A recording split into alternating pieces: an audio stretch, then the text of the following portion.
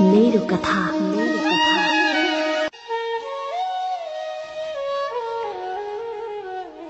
Dear कल्याण,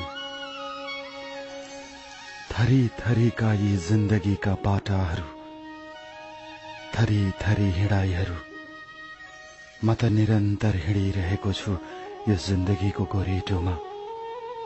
मैले सोचेको थिएँ यो जीवन यात्रा हो, हिँड्नेले पो गन्तव्यमा पुग्न सक्छ, हिँडेर पो गन्तव्यमा पुग्न सकिन्छ।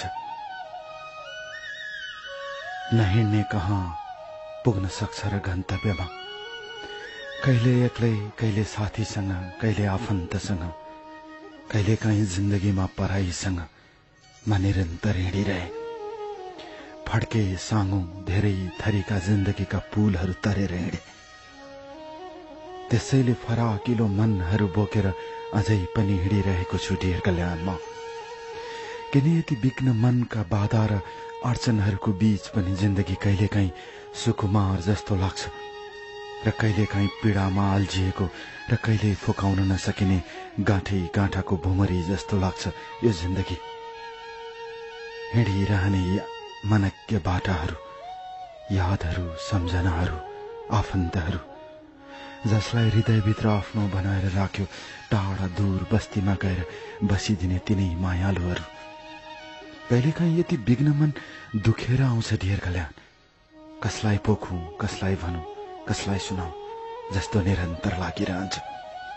त्यसो त हजारौं आफन्तहरू होलान्, हजारौं मान्छेहरू होलान्। कोही आफ्नो जस्तो लाग्छन् र आफ्नो जस्तो लागेर पनि पराई हुन्छन्। कोही पराई जस्तो लाग्छन् र फेरि हृदयको नजिकमा बास बस्न आउँछन्।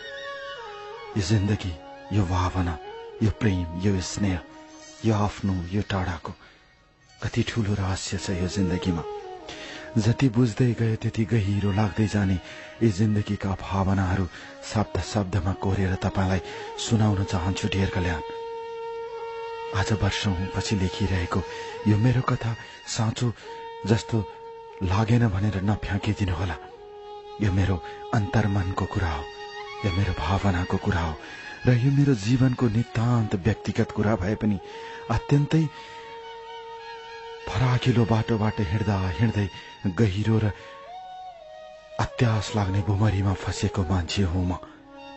यति किन विघ्न सरल र सहज जिन्दगीबाट हिँड्दा हिँड्दै पनि किन यति दुःख र पीडाहरू बोकेर हिँडिरहेको छु मलाई थाहा छैन।